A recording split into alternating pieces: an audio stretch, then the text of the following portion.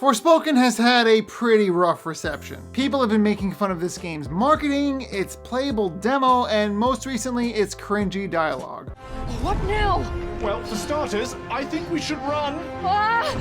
So before we can dig into what Forspoken does correctly, we really need to talk about what this game does wrong. But we should at least go over Forspoken's overarching premise. Players take on the role of a down-on-her-luck New Yorker named Frey, who, upon finding a fancy bracer right by the Holland Tunnel in New York City, is transported to a world that is basically something out of a fantasy novel. And when she gathers herself in this new place, she finds that the bracer is attached to her arm permanently, it gave her crazy new magic powers, and also it's speaking to her telepathically. After a very quick conversation, she names the bracer Cuff, and off they go on their adventure through the world of Athia. Right out of the gate, Forspoken takes every chance it can to tell players about the world it's building and the characters that are in it. There is so much time spent up front regarding world building and character development, all of the things you need to know about what happened in this place and what could happen. All of this stuff made me quickly lose interest in the game itself. It's worth talking about this because you might need to be a little patient with the game if you really want to play it. An apple a day. We'll keep Frey's hunger at bay. Such a poet.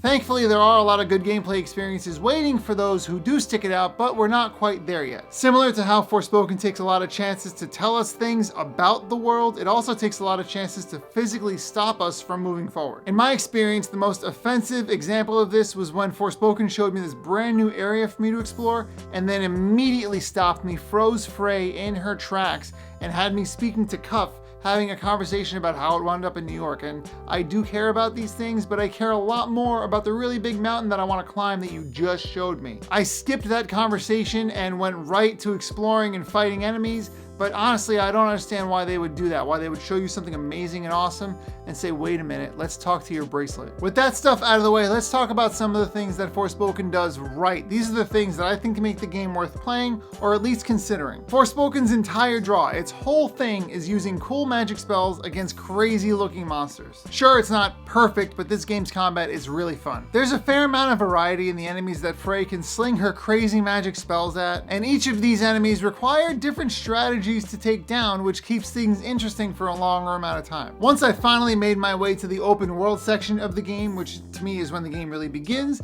I found myself seeking out as many fights as I could just to practice and enjoy the combat system. This also resulted in me slinging some magical rocks in the wrong neighborhood. It's very easy to find yourself up against a monster that you are way under level to fight, and I kind of love that about Forspoken. It sort of makes you figure out what you can fight at an early level and what you can't. But even those skirmishes against giant monsters that I had no chance at beating were still fun. I know we talked about Forspoken's long-winded pacing, but this game does have a fairly decent story to tell. And by starting things off in a real-world scenario like New York, I feel like that really helps set the stage for the story overall. Instead of being brought along on this journey, we're right there with Frey as she learns things about Athia as well. The dialogue itself does involve bickering between Frey and Cuff, and I know a lot of people think that's annoying, but I counter that idea by saying that's sort of necessary for their character development as a duo. I am imprisoned 1,000,000 miles from home in a Ren Fair nightmare. Just let me die in peace. If you die,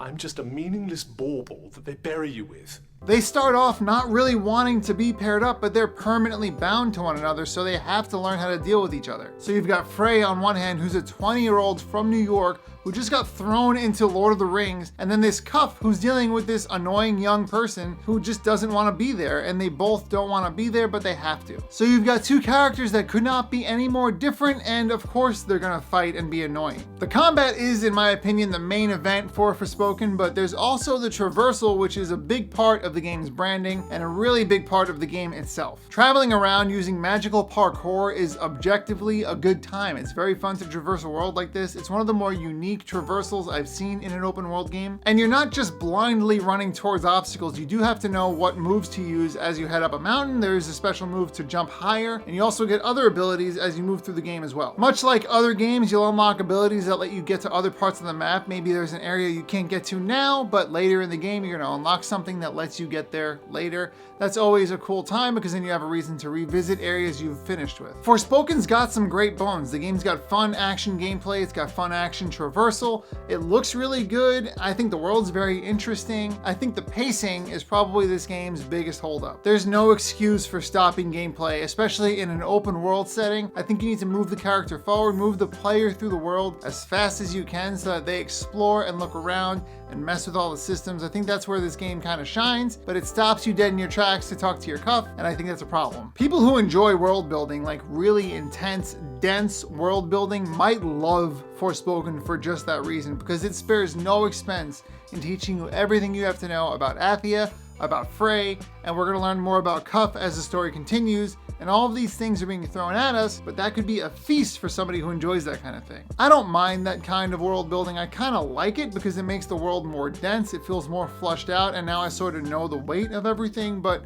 on the other hand, I really just sort of want to run around Athia and throw magic at evil wolves and have a good time. I don't think this game deserves to be completely ignored and completely shut down, so if any of this sounded interesting to you, make sure you at least play the demo to give it a shot. The controls might feel a little clunky at first, but once you get through that and learn the game, you might be able to make a better decision for yourself. Let me know in the comments if you've been playing Forspoken. Are you enjoying this game? I'm having a good time with it. It's taking me a little time to get really into it, but I think I'm finally there. Finally enjoying the world for what it is. If you like this video, make sure you like the video. It's a great way to let me know that I'm making good content, that you enjoy what I make. If you really like this video, you are obligated to subscribe to my YouTube channel and make sure notifications are on. Make sure you click the bell. All of the things to make sure that you don't miss any of the videos I'm gonna make this year. I've got some lists, I've got some streams planned for YouTube. Anyway, thank you very much for watching. I will see you in the next video.